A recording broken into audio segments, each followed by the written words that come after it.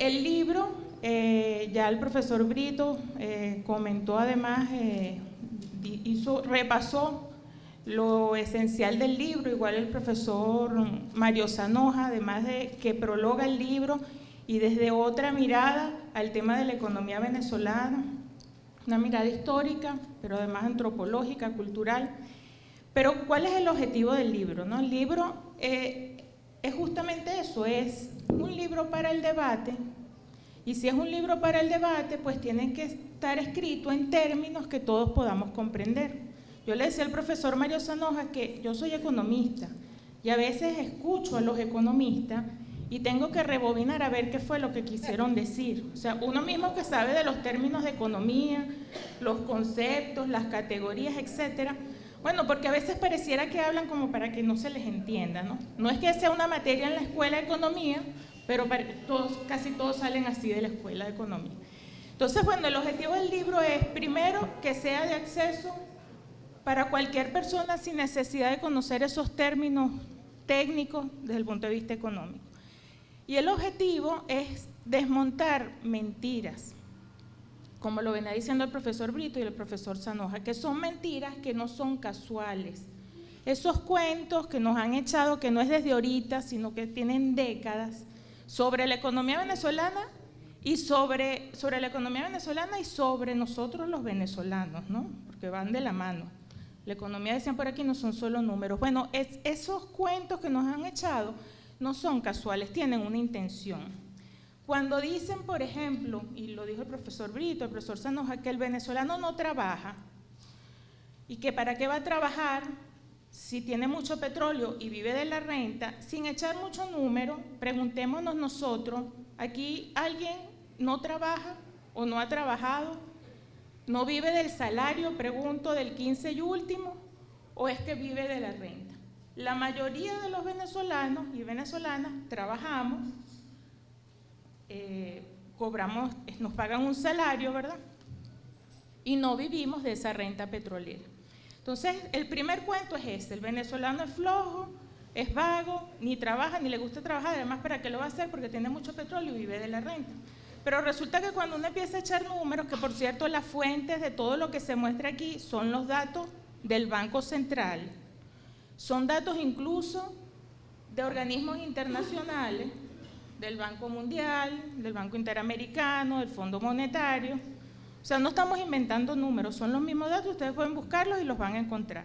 Tampoco son estimaciones que digan, bueno, utilizó una metodología, no, es el dato y lo que hicimos fue agarrarlo y colocarlo en un gráfico, que ahorita vamos a mostrar unos 4 gráficos, ¿no?, del libro. Pero entonces cuando uno empieza a echar números se da cuenta que ya va, desde 1920, porque este asunto es histórico, hasta ahorita, como decía el profesor Brito, crecimos 14.277%, o sea, la economía venezolana es 14.277% mayor ahorita que lo que era en 1920. Y la única manera, y en eso sí coinciden todos los economistas, para que aumente el tamaño de una economía es con trabajo. Entonces, ¿quién hizo el trabajo? Si los venezolanos somos flojos, ¿quién trabajó? Pero además, si uno se pregunta, sin ver los números, bueno, ¿quién remodeló esta casa? ¿Quién construyó las autopistas? ¿Quiénes son los que producen? Aquí están los compañeros trabajadores del campo. ¿Quiénes son los que producen las verduras, las hortalizas, las frutas, la carne, la leche, los huevos? ¿Quiénes son? Son los venezolanos. Entonces, ¿cómo es que somos flojos? Entonces, ese es el primer cuento, ¿no? Después, porque todo están relacionados. Lo otro que dicen es, bueno, pero es que ustedes lo que producen es petróleo y todo lo importan.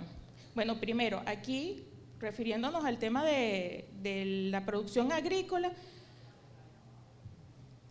lo que comemos, el 88%, datos del Instituto de Nutrición, es producido aquí. Porque cuando ustedes van a comprar, ¿verdad?, la leche, ¿de dónde es? Los huevos, la carne, el queso, el pimentón, la cebolla, la patilla, la lechosa. ¿Dónde se produce eso? Se produce aquí. Entonces, dicen, es todo importado. Ellos agarran, venden petróleo y todo se lo gastan para importar los bienes, porque no producen nada. Bueno, resulta que cuando uno comienza a echar números, primero que no solo producimos petróleo, el 85% de lo que se produce es no petrolero. el otro 15% es petrolero.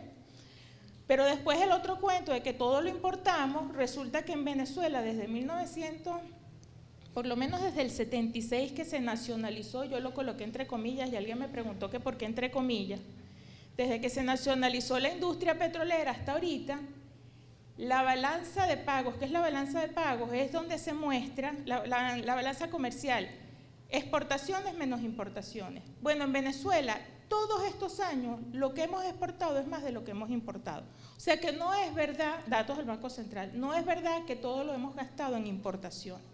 Y cuando uno suma desde el 76 para acá todas las exportaciones y le resta todas las importaciones, da una pequeña diferencia de 555.000 millones de dólares.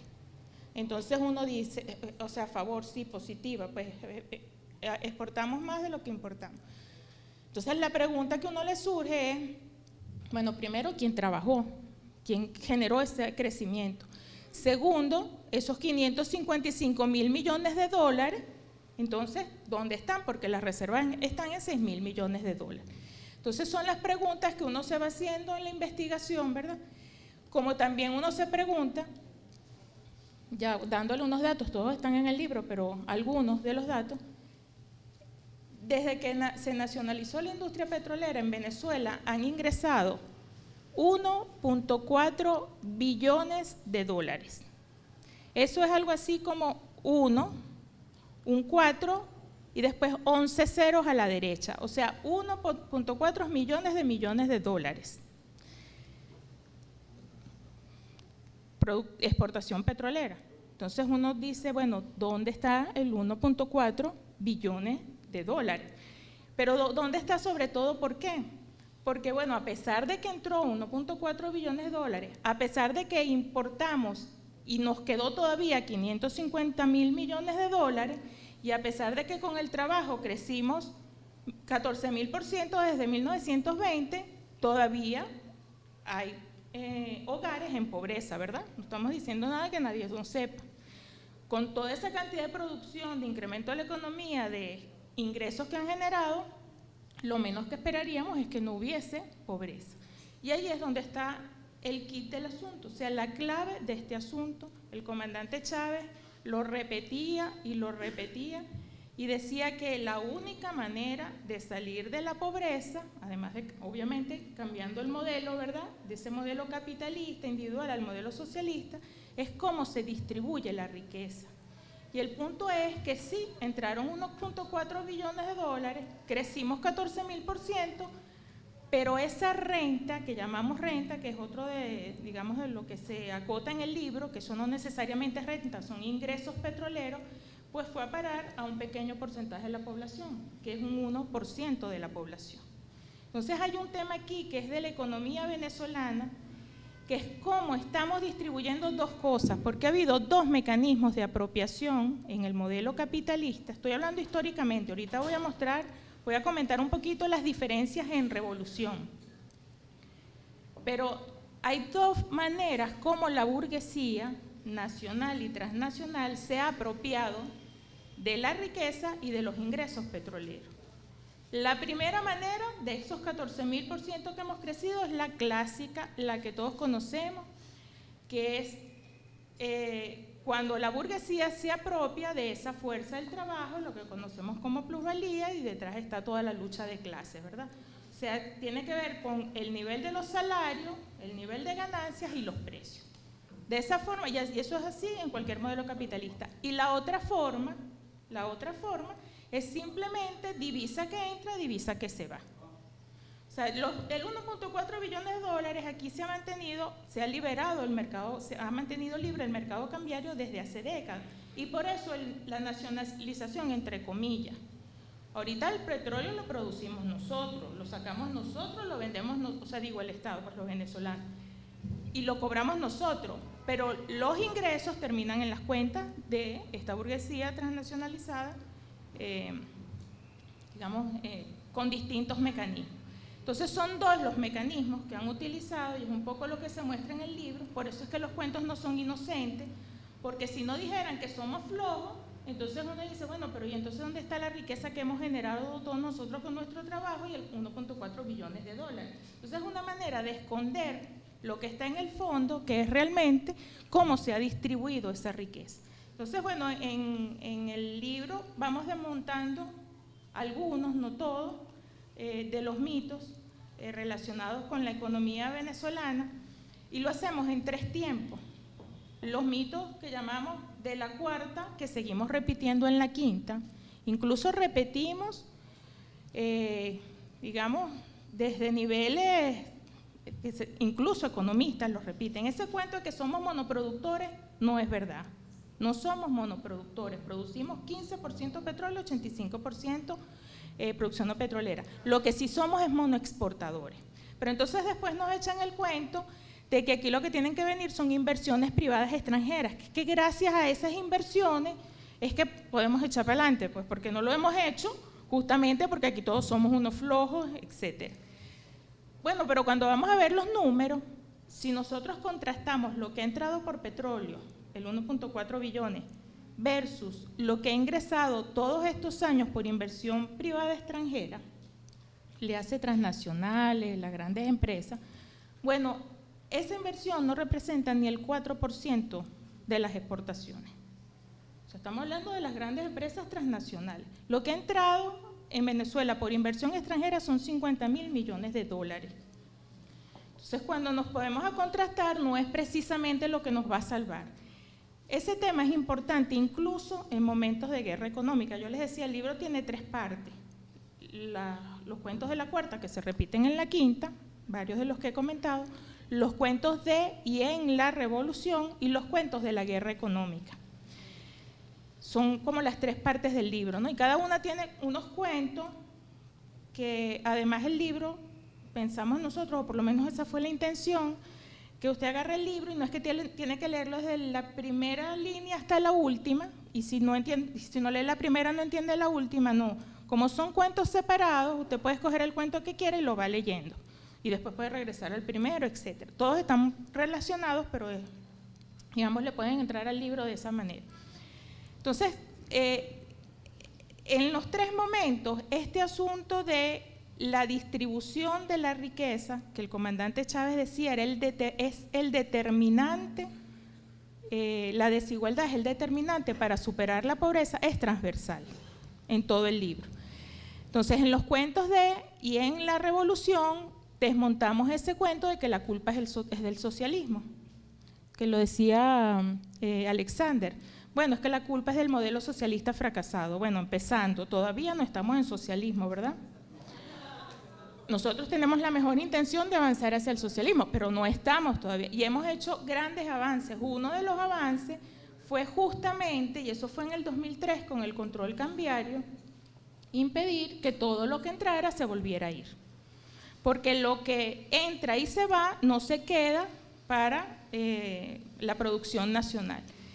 Entonces, por ejemplo, ¿qué cuento se desmonta en y de la revolución? El tema de contrastar el modelo antes del 99 y después del 99. Antes del 99, desde el 76 por lo menos al 99, Venezuela creció, la economía venezolana creció casi un 60%. El punto es que creció la economía, pero también la pobreza.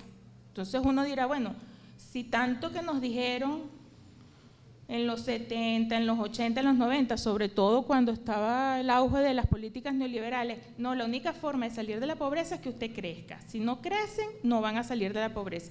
Ah, bueno, resulta que crecimos, pero la pobreza aumentó. Llegó hasta 60 y 70% la pobreza. Entonces no es un problema solamente de crecer. ¿Por qué? Porque entonces crecíamos y esa torta más grande, y por eso lo de la repartición de la torta, se repartía cada vez de manera desigual. A partir del 99, cuando llega la Revolución Bolivariana, crecimos también, o sea, sin contar los últimos años de guerra económica, pero crecimos un 60% también. Pero la pobreza disminuyó 60%. ¿Por qué disminuyó la pobreza 60%? Y no disminuyó la pobreza en el periodo anterior. Bueno, porque estamos avanzando y es la intención avanzar hacia un modelo distinto, ¿verdad? Que primero de cortar con esos dos mecanismos de apropiación. Uno, el asunto de la apropiación de las divisas. Antes de Chávez se llevaban el 113% de las divisas, me estoy refiriendo a la burguesía transnacionalizada, y después de Chávez el 40%, a pesar de que perforaron el sistema de control cambiario. ¿Qué pasó con el otro 60%? ¿Llevo 10 minutos o me quedan? Llevo 10 minutos. Okay. ¿Qué pasó con ese, sí, además por respeto a los otros ponentes, qué pasó con esos recursos? Bueno, se usaron para las misiones, para mejorar la infraestructura, etcétera, lo que nosotros hemos visto en Revolución, ¿no? Para construir los 3 millones de viviendas, etcétera, etcétera.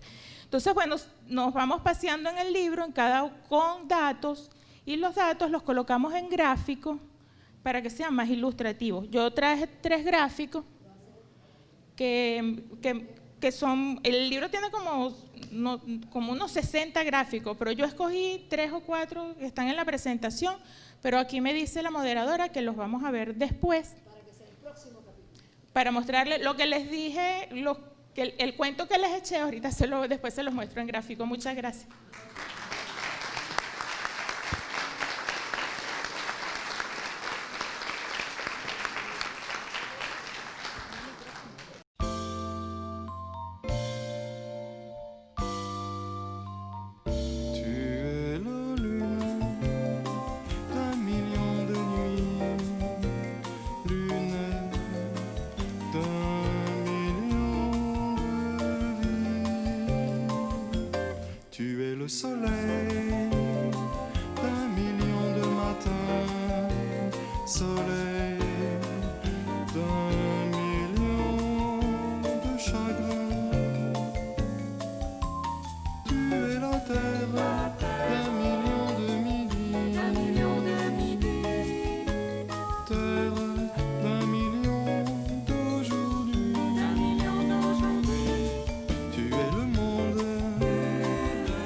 So